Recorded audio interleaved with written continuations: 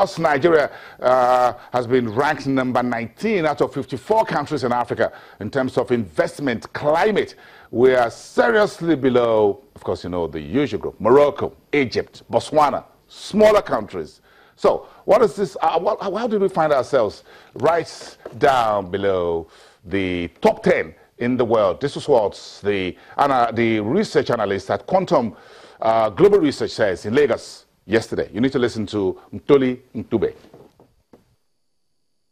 This Quantum Global Africa Investment Index is developed out of various factors. Some of these factors include GDP size, GDP growth, the demographics in terms of population size, Facebook penetration as a measure of social capital in a country, and then some of the various macro risks, such as exchange rate risk, interest rate risk, and so forth that investors face when they invest in any economy.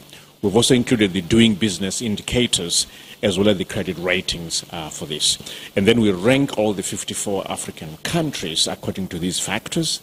And what we find is that, you know, some countries obviously will rank up there, countries such as Botswana, for example, or Morocco, and then, you know, South Africa, Cote d'Ivoire. And then there are also countries that are at the bottom. Most of them are at the bottom because of the macroeconomic risks that these countries face. Talk to us about the top 5 countries and top 5 at the bottom in terms of ranking. Well, the top few countries are Botswana, Morocco, Egypt, Cote d'Ivoire, South Africa, Zambia. And what informs this ranking basically has to do with the sizes of these economies, the low risks that they exhibit in terms of exchange rate risks and other macroeconomic risks such as debt exposure, in terms of external debt exposure. High Facebook penetration is also a measure. So across all the various factors, these countries rank quite well. Of course, the ranking will change in future, you know, as different variables change, and we'll update the index again at the end of this year.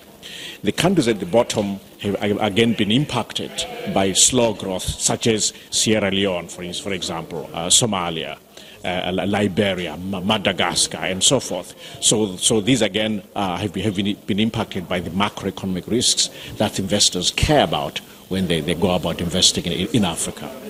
With Facebook taking the large chunk of the investments, it would appear that ICT is becoming more dominant in terms of investment penetration in Africa. Is that correct? Oh, absolutely. ICT is a major investment area in Africa.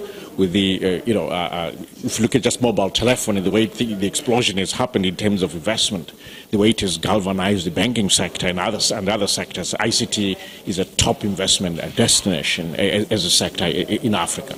But also the use of social media is a measure of an ability to create relationships in any society, in any economy. So it's also a signal as to the quality of social capital that one can create as they move into any market in Africa. How much of investment has gone into the agri space, given these reports that you have presented, and what other sectors do we have, you know, attracting investments from foreign and domestic investors? Yeah, this index does not go deeper into the specific sectors. So it will consider just the size of the economy, the composition of the economy in terms of various sectors, but without singling out any specific sector.